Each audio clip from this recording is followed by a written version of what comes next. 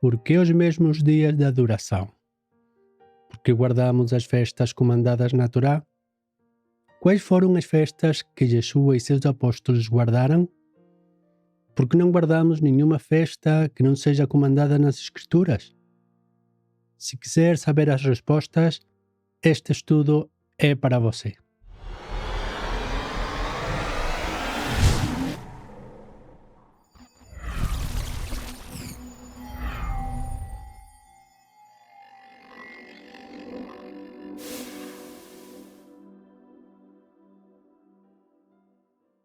O calendário romano-cristão nos diz que o dia começa à meia-noite, ou seja, na hora das bruxas.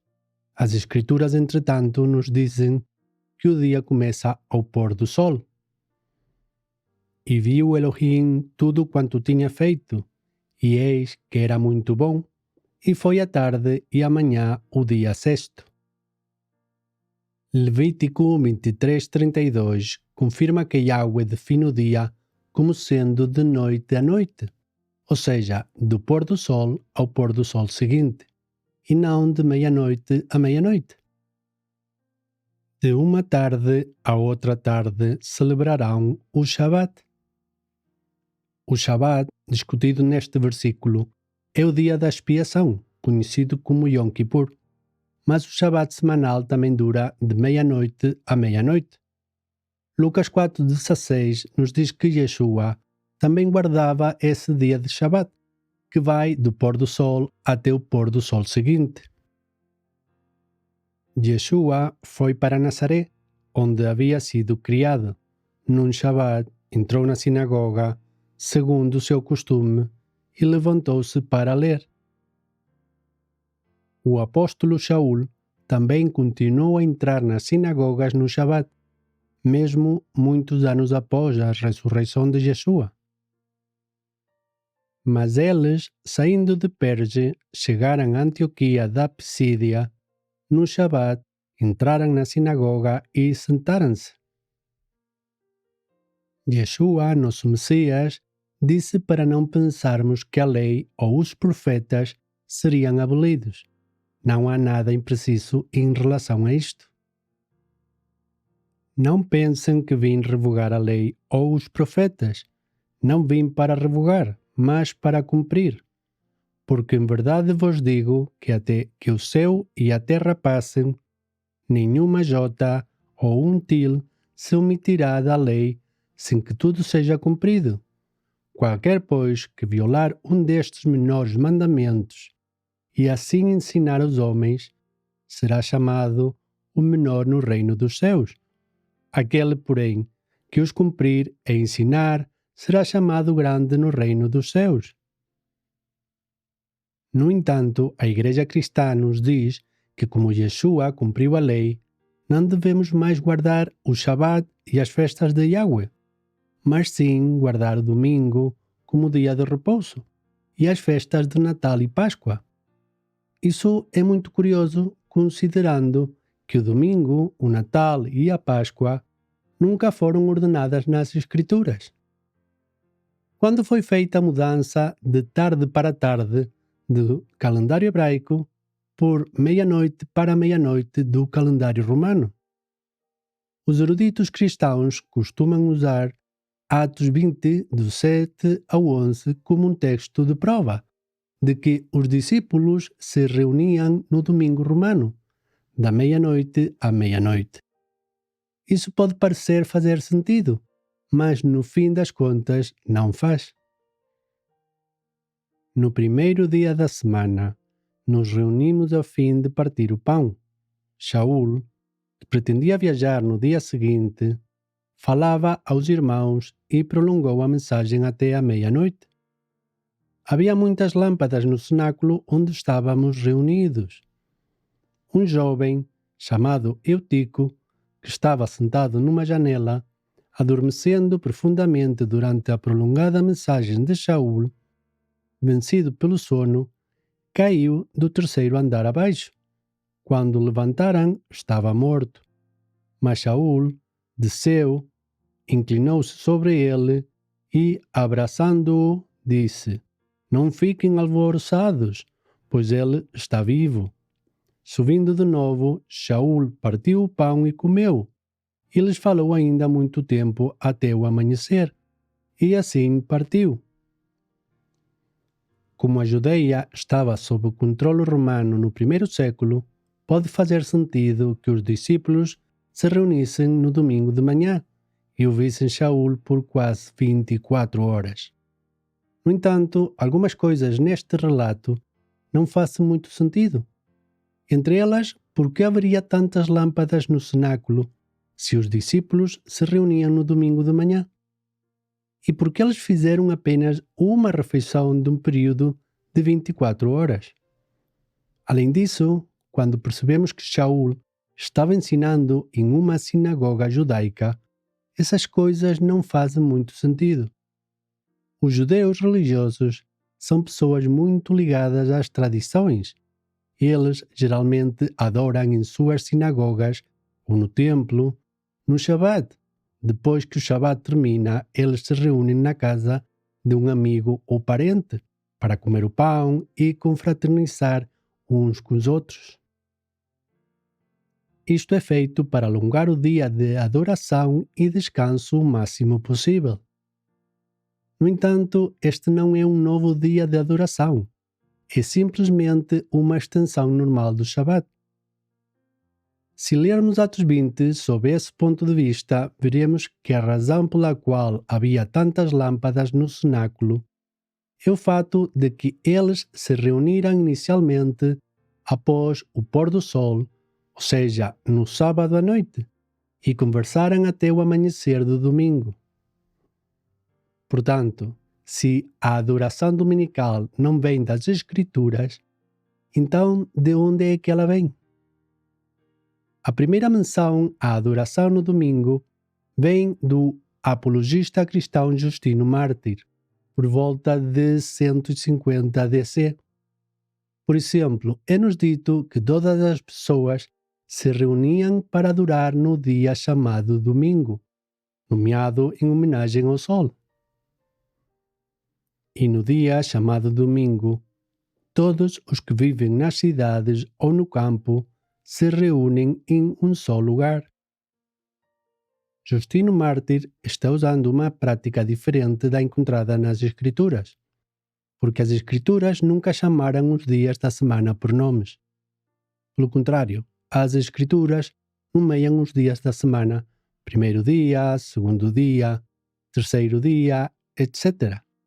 Apenas o sétimo dia tem um nome, Shabat. O termo Shabat significa repouso ou abster-se de fazer nossa própria vontade. Em contraste com isso, Justino Mártir nos diz que a razão pela qual sua assembleia adorava no domingo, no calendário romano, era porque esse era o dia em que Elohim criou o mundo e o dia em que Yeshua apareceu a seus discípulos. Mas o domingo é o dia em que todos nós temos nossa assembleia comum, porque é o primeiro dia em que Deus, tendo efetuado uma mudança na escuridão e na matéria, fez o mundo e Jesus Cristo, nosso Salvador, no mesmo dia ressuscitou dos mortos. Pois ele foi crucificado no dia anterior a Saturno, e no dia seguinte a Saturno, que é o dia do Sol, tendo aparecido a seus apóstolos e discípulos, ensinou-lhes estas coisas, as quais também lhes apresentamos para a sua consideração. As razões de Justino Mártir para adorar no domingo podem parecer boas, exceto pelo fato de que nenhum Messias nem seus apóstolos se reuniam aos domingos. Além disso, não é isso que nosso Criador nos diz para fazer. Portanto, mudar o dia de adoração é o mesmo que mudar os tempos das festas designadas pela Torá. No entanto, o costume da adoração aos domingos começou a se espalhar lentamente. Seguindo o mesmo padrão, Pesach deu lugar ano após ano ao festival pagão da Páscoa. Primeiro, a data foi alterada de 14 de Aviv, ou Nissan, no calendário hebraico, para o primeiro domingo após o equinócio vernal. que é um dia importante nos calendários pagãos que adoram ao sol. Por fim, o nome do feriado foi alterado de Pesach para Páscoa, em homenagem a uma deusa babilônica que simbolizava a fertilidade. Eventualmente, ritos pagãos de fertilidade, por exemplo, ovos mergulhados em sangue, e outras tradições de adoração ao sol, como rezar para o sol nascente, foram implementados na adoração daqueles dias. Um dos pais da igreja, chamado Eusébio, registra que uma grande crise chamada de controvérsia quarto-decimânica eclodiu quando o bispo Vítor de Roma começou a exigir que todas as assembleias celebrassem o Pessah no domingo e não no dia 14 de Aviv, ou Nissan. Pode cair em qualquer dia da semana. Os bispos da Ásia insistiram em observar o Pessah de acordo com o calendário hebraico, como os apóstolos Filipe e João lhes haviam ensinado. Uma questão de notória importância surgiu naquela época, pois as paróquias de toda a Ásia, como era uma tradição mais antiga, consideravam que o 14º dia da lua, no dia em que os judeus foram ordenados a sacrificar o cordeiro, deveria ser observado como a festa do Pessah, do Salvador. Mas esse não era o costume das igrejas no resto do mundo.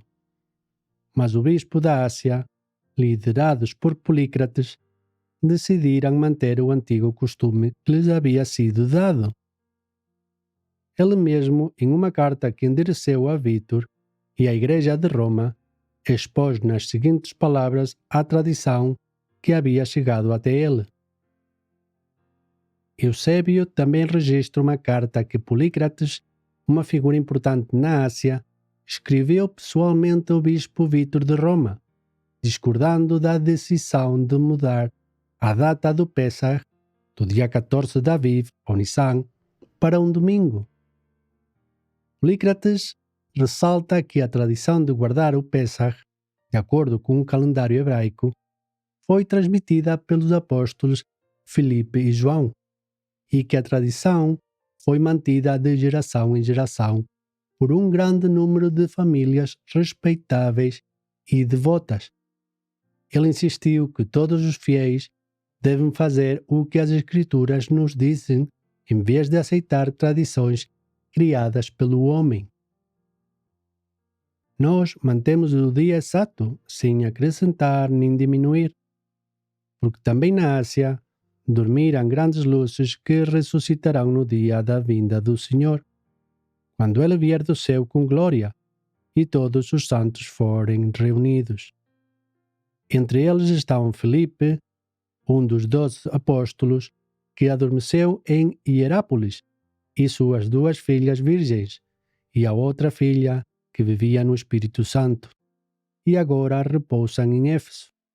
E, por outro lado, João, que era um testemunha e mestre, que se reclinava sobre o peito do Senhor, e sendo sacerdote, usava o distintivo sacerdotal, adormeceu em Éfeso. E Policarpo de Esmirna, que foi bispo e mártir, e Trácias, bispo e mártir de Eumênia, que adormeceu em Esmirna. Por que preciso mencionar o bispo mártir Sagaris, que adormeceu em Laodiceia, o Papiro, o abençoado, o Melito, o eunuco que viveu plenamente no Espírito Santo e que está em Sardes, aguardando o episcopado do céu, quando ressuscitarem dos mortos? Todos eles observaram o Pessah no dia 14, de acordo com o Evangelho, nunca se desviando, seguindo a regra da fé. E eu também, Polícrates, o mais jovem de todos vocês, estou de acordo com a tradição dos meus parentes, alguns dos quais acompanhei de perto. 7 dos meus parentes eram bispos, e eu sou o 8º, e meus parentes sempre observaram o dia em que as pessoas guardavam o fermento. Portanto, meus irmãos, eu vivi 65 anos no Senhor, e me reuni com os irmãos de todo o mundo, e examinei todas as Escrituras sagradas, e não me assusto com palavras aterradoras. Para aqueles que são mais velhos do que eu disse que é necessário obedecer a Deus e não aos homens. Embora os apóstolos Filipe e João tivessem ensinado pessoalmente os da Ásia a guardar o Pêssar, agora conhecido como Páscoa, no dia 14 de Aviv no calendário hebraico, o bispo romano excomungou as assembleias que não guardavam o Pêssar, Páscoa, no domingo no calendário romano. Embora isso tenha irritado muitos bispos, que sabiam que o que Polícrates havia dito era verdade, o bispado romano venceu a discussão. E embora a unidade tenha sido preservada na Igreja, a lealdade foi preservada não às Escrituras, mas ao bispado romano. Aqueles que guardavam Pessach no dia 14 de Aviv, no calendário hebraico, acabaram sendo excomungados. A controvérsia quartodecimânica nos mostra como a Igreja Romana tentou mudar os tempos das festas designadas e as leis de Moshe, conforme profetizado sobre o chifre pequeno em Daniel 9:25. Explicamos em nosso estudo chamado Israel Nazareno, o poder começou a ser centralizado no bispado romano imediatamente após a destruição de Jerusalém e a morte dos apóstolos. O bispado romano começou a decretar que os símbolos pagãos e os feriados pagãos eram legítimos, embora isso fosse uma violação direta às leis de Moshe, que nos dizem para evitar todas as imagens e todos os feriados não ordenados. Quando levantarem os olhos para os céus e virem o sol, a lua e as estrelas, a saber, todo o exército dos céus, cuidem para que vocês não sejam seduzidos a inclinar-se diante deles e prestar culto a essas coisas, que Yahweh, seu Elohim, repartiu a todos os povos debaixo dos céus. Além da advertência de Yahweh, o calendário das festas romano-cristãs continuou a adotar dias baseados no movimento do Sol, da Lua e das estrelas. Embora o texto exato não tenha sido preservado, no Concílio da Niceia, por volta de 325 a 326 DC, a Igreja de Roma decidiu que a Páscoa deveria ser celebrada em todo o mundo no domingo seguinte ao dia 14 da Lua Pascual. No entanto, a Lua é considerada pascual somente se o dia 14 cair após o equinócio vernal. Como o equinócio nunca é mencionado nas Escrituras, esse foi apenas mais um exemplo de como os cristãos deram as costas aos mandamentos de Yahweh, preferindo implementar seus próprios dias de adoração com base nos movimentos do Sol, da Lua e das estrelas, o que é estritamente proibido. Muitas vezes os cristãos acabam se perguntando: mas o que há de errado em implementar nossos próprios dias para honrar a Yahweh? Para responder a essa pergunta, vamos dar uma olhada no pecado do bezerro de ouro. E Arão, recebendo-as das mãos deles, trabalhou o ouro com buril e fez dele um bezerro de metal fundido. Então disseram: Este é, ó Israel, o seu Elohim, que tiraram você da terra do Egito. Arão, vendo isso, edificou um altar diante do bezerro e fez a seguinte proclamação: Amanhã haverá festa a Yahweh. Embora Arão tenha declarado que a festa era para honrar a Yahweh, Yahweh não se sentiu honrado.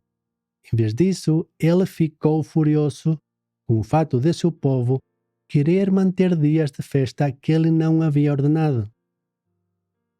Continuando com o assunto da Páscoa, devemos entender que a razão pela qual a palavra Páscoa aparece nas Bíblias em português é devido a um erro de tradução da palavra grega Pascha, que foi usada como substituta da palavra hebraica Pesach. Considerando que a palavra Pesach significa pular, referindo-se à morte dos primogênitos no Egito, e que não afetou os hebreus, pois a morte simbolicamente passou por cima de suas casas. E os apóstolos não usaram de fato a palavra Páscoa, e sim Pesach. Além disso, Shaul nunca disse que deveríamos guardar a Páscoa, mas sim celebrar a festa dos pães ácimos, que é uma continuação de Pesach. Por isso, celebremos a festa não com o velho fermento, nem com o fermento do mal e da maldade, mas com o pão sem fermento, o pão da sinceridade e da verdade. Atos 26 nos mostra que os discípulos continuaram a guardar os dias dos pães ácimos e não a Páscoa, por muitos anos após a ressurreição de Yeshua. Depois dos dias dos pães sem fermento, navegamos de Filipos e em 5 dias nos encontramos com eles em Troade, onde passamos uma semana. Também nos é dito que os discípulos guardavam o dia da expiação, em Atos 27:9, que em hebraico é chamado de Yom Kippur, e também é conhecido como o jejum, porque era guardado por meio do jejum. Depois de muito tempo, tendo-se tornado a navegação perigosa, e já passado o tempo do dia do jejum, Shaul os aconselhou, dizendo: Varões, vejo que a viagem vai ser perigosa, com dano e muito prejuízo, não só da carga e do navio, mas também da nossa vida. O motivo pelo qual a viagem foi perigosa foi o fato de o Yom Kippur ocorrer no outono, e as viagens de barco no Mediterrâneo podem ser tempestuosas depois dessa época. Além disso, o apóstolo Shaul continuou a manter Pentecostés no calendário original de Yahweh. Mas ficarei em Éfeso até o Pentecostes. Sabemos que Shaul guardou Pentecostes de acordo com o calendário hebraico e não o cristão romano, porque ele foi a Jerusalém e não a Roma. Shaul já tinha resolvido não aportar em Éfeso, pois não queria demorar-se na província da Ásia. Ele tinha pressa, pois queria, caso lhe fosse possível, passar o dia de Pentecostes em Jerusalém. Se foi certo para os apóstolos manterem as festas, por que deveríamos fazer o contrário? Os apóstolos até receberam o dom do Espírito por guardarem as festas de Yahweh como ele ordenou. Isto mostra que mesmo após a ressurreição de Yeshua, ainda é importante manter as festas de Yahweh. Ao cumprir-se o dia de Pentecostes, estavam todos reunidos no mesmo lugar. De repente veio do céu um som, como de um vento impetuoso, e encheu toda a casa onde estavam sentados. Em Colossenses 2, 16 e 17, o apóstolo Shaul nos diz que o Shabat, as festas e os dias da lua nova são sombras proféticas das coisas que estão por vir. Isto significa que, assim como Yahweh deu suas bênçãos àqueles que guardaram suas festas no passado, ele dará novamente suas bênçãos àqueles que guardarem suas festas no futuro. Entretanto, o verdadeiro significado das palavras do apóstolo Shaul perde-se em algumas das principais traduções bíblicas, porque é acrescentada a palavra "é", mudando assim o significado da passagem. Portanto, ninguém vos julgue pela comida, ou pela bebida, ou por causa dos dias de festa, ou da lua nova, ou do Shabat, que são sombras das coisas futuras, mas o corpo é do Messias. Por causa desta palavra adicionada, algumas versões em português levam o leitor à conclusão de que não devemos permitir que ninguém nos diga o que comer, o que beber ou que dias de adoração devemos guardar. Se aceitarmos esta palavra adicional pelo seu valor nominal, podemos facilmente concluir que não faz diferença se guardamos o Shabat e os feriados ou se adoramos no domingo, no Natal, na Páscoa, no Ano Novo Chinês, no Ramadã, ou até mesmo se não comemoramos as festas.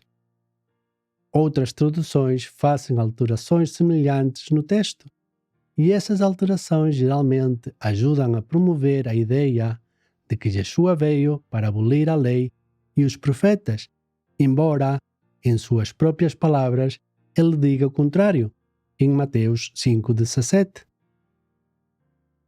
Não pensem que vim revogar a Torá ou os profetas. Não vim para revogar, mas para cumprir.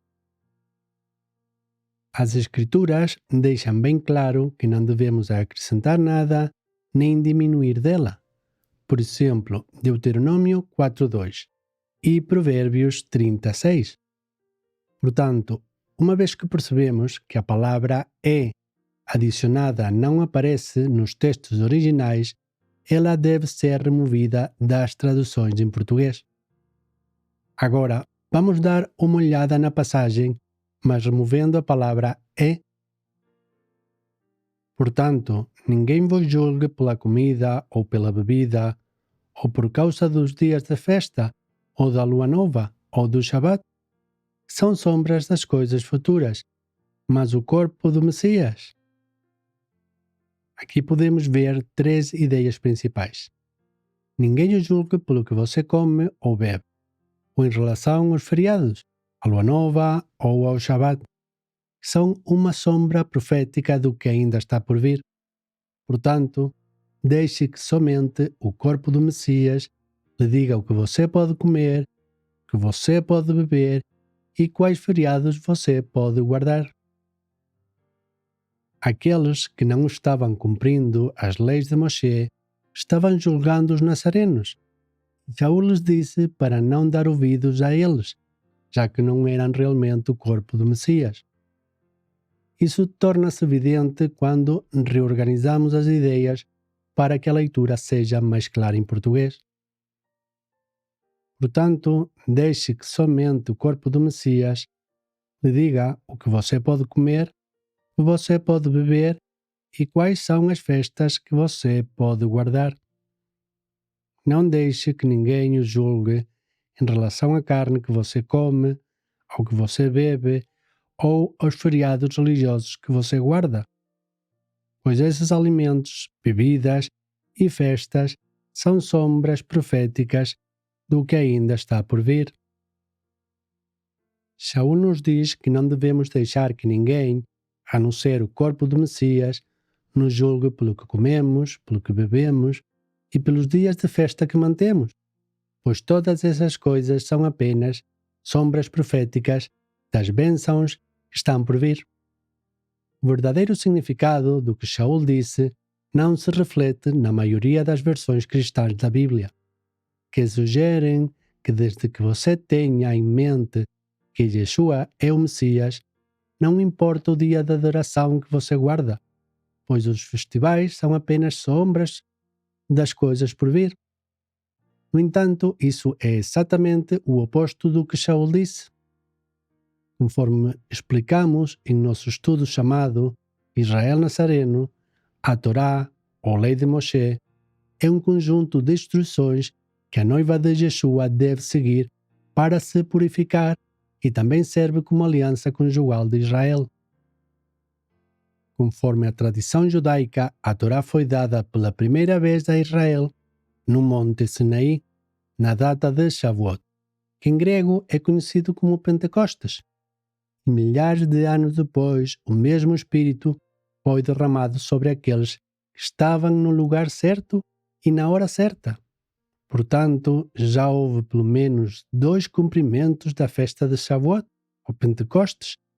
Em Colossenses 2, 16 e 17, nos diz que há outro que está por vir. No mundo ocidental, é comum pensar que as profecias só se cumprem uma vez. No entanto, o pensamento hebraico é cíclico. E no pensamento hebraico, as profecias podem ter muitas realizações. Um bom exemplo disso é como as Escrituras nos ensinam que haverá muitos cumprimentos da festa de Sukkot, ou tabernáculos. A Igreja tem ensinado durante muito tempo que o Messias nasceu no dia 25 de dezembro. No entanto, se pensarmos bem, Yeshua não poderia ter nascido em dezembro, porque Lucas 2:8 nos mostra que havia pastores cuidando dos seus rebanhos, mas em Israel os rebanhos não são levados para pastar no inverno, porque não há nada para eles comerem. E ela deu à luz o seu primogênito, envolveu-o em panos e o deitou numa manjedoura, porque não havia lugar para eles na hospedaria. Nas proximidades havia pastores que estavam nos campos e que durante a noite cuidavam dos seus rebanhos. Da perspectiva profética, faz mais sentido o fato de Yeshua ter nascido no primeiro dia da festa dos tabernáculos, em virtude do fato de que isso estaria cumprindo o primeiro dia da festa. Provavelmente é por isso que Yohanan nos diz que o Verbo se fez carne e habitou entre nós. A palavra habitou é a palavra grega esqueno, Strong 4637, que significa ele estendeu seu tabernáculo, ou tabernaculou. O que Yohanan realmente disse então foi que Yeshua se tornou carne e tabernaculou entre nós. E o Verbo se fez carne e tabernaculou entre nós. Isto faz muito sentido, pois em Levítico 23, todos os israelitas nativos que vivem na terra de Israel são orientados a ir a Jerusalém 3 vezes por ano. Uma dessas 3 peregrinações anuais é a festa dos tabernáculos. Durante este festival, todo Israel deve habitar em tabernáculos por 7 dias. Em hebraico, essas moradias temporárias são chamadas de Sukkot. Em português, elas são geralmente chamadas de cabanas ou tendas. Durante 7 dias, vocês habitarão em cabanas. Todos os naturais de Israel habitarão em tendas. Pelo fato de os judeus serem pessoas que gostam de manter suas tradições, a regra dos rabinos do primeiro século era provavelmente a mesma que os rabinos mantêm hoje. Por motivos de saúde e segurança, qualquer pessoa doente, idosa ou grávida não precisa morar em um tabernáculo, ou sucá, mas pode alugar um quarto em uma casa de hóspedes. No entanto, embora Miriam estava grávida, não havia lugar na hospedaria e, portanto, José e Miriam tiveram que ficar em uma habitação temporária. Neste caso, uma cabana ou uma manjedoura, cumprindo assim Levítico 23. Pode ter parecido um teste para Miriam permanecer em uma habitação temporária quando ela estava pronta para dar à luz. Mas isso aconteceu para que Yeshua pudesse nascer em uma sucá, ou habitação temporária, em cumprimento da festa. No entanto, embora Yeshua já tenha cumprido os aspectos proféticos da festa dos tabernáculos, Zacarias 14 nos diz que haverá outro cumprimento. Todos os que restarem de todas as nações que vieram contra Jerusalém subirão de ano em ano para adorar o Rei, Yahweh dos exércitos, e para celebrar a festa dos tabernáculos. Se algum dos povos da terra não subir a Jerusalém para adorar o Rei, Yahweh dos exércitos, esse povo ficará sem chuva. E se isso não fosse prova suficiente de que as festas são imagens ou sombras proféticas de coisas que ainda estão por vir, ainda há outro cumprimento profético da festa dos tabernáculos no livro de Apocalipse. Então ouvi uma voz forte que vinha do céu e dizia: Eis o tabernáculo de Elohim com os homens. Elohim habitará com eles. Eles serão seu povo, e Elohim mesmo estará com eles, e será o seu Elohim. E lhes enxugará dos olhos toda lágrima, e já não existirá mais morte. Já não haverá luto, nem pranto, nem dor, porque as primeiras coisas passaram. Shaul nos disse para não deixarmos que ninguém, a não ser o corpo do Messias, nos diga quais dias de adoração devemos manter, porque ele queria que pudéssemos receber as bênçãos por manter os dias que Yahweh havia ordenado. Mesmo assim, por volta de 311 DC, um general romano chamado Constantino, que aparentemente foi salvo, lutou em muitas guerras civis e acabou se tornando o imperador de Roma. Depois disso, ele emitiu seu famoso Edito de Milão, no qual proclamou oficialmente um grau de tolerância religiosa em todo o Império Romano. No entanto, essa tolerância religiosa foi estendida a todos os cristãos que, como ele, não guardavam a lei de Moshe, enquanto foi negada aos da fé israelita nazarena original. Por volta do ano 336 DC, o imperador Constantino proclamou um edito declarando que os cristãos não deveriam judaizar, descansando no Shabat, mas deveriam descansar no dia do Senhor, ou seja, no domingo. Os cristãos não devem judaizar, descansando no sábado, mas trabalharão nesse dia, honrando o dia do Senhor, descansando, se possível, como cristãos. Contudo, se alguns nazarenos forem encontrados judaizando, que sejam excluídos de Cristo. Algumas traduções dizem que eles sejam anatema para Cristo. Aproximadamente 300 anos após a ressurreição de Yeshua, a Igreja de Roma proibiu oficialmente a fé que uma vez foi dada aos santos. Mas por que foi permitido ao imperador Constantino destruir a fé original e mudar o calendário? As Escrituras não dizem, mas pode ser que Yahweh soubesse que a variação da fé sem lei no Messias se espalharia pelo mundo muito mais rapidamente do que a fé nos mandamentos da Torá. E, portanto, embora não fosse correta como a fé original dos israelitas nazarenos, ela ajudou a promover e espalhar a crença na salvação por meio do Messias de Israel. Agora chegamos ao grande ponto de inflexão. Embora o Pai tenha permitido isso em tempos de ignorância no passado, agora Ele quer que todos os homens em todo o mundo se arrependam e comecem a cumprir as instruções dadas por meio de Moshe, que foram dadas para o nosso próprio bem. E agora, Israel, o que pede Yahweh, seu Elohim, de vocês? Não é que vocês temam a Yahweh, seu Elohim, andem em todos os seus caminhos, amem e sirvam a Yahweh, seu Elohim, de todo o coração e de toda a alma, para guardarem os mandamentos de Yahweh e os seus estatutos que hoje lhes ordeno, para o bem de vocês. Se Yahweh nos deu essas instruções para o nosso próprio bem, por que não as recebemos com alegria e entusiasmo e as abraçamos como a bênção divina que são? Se quiser saber mais sobre nós, visite nosso site.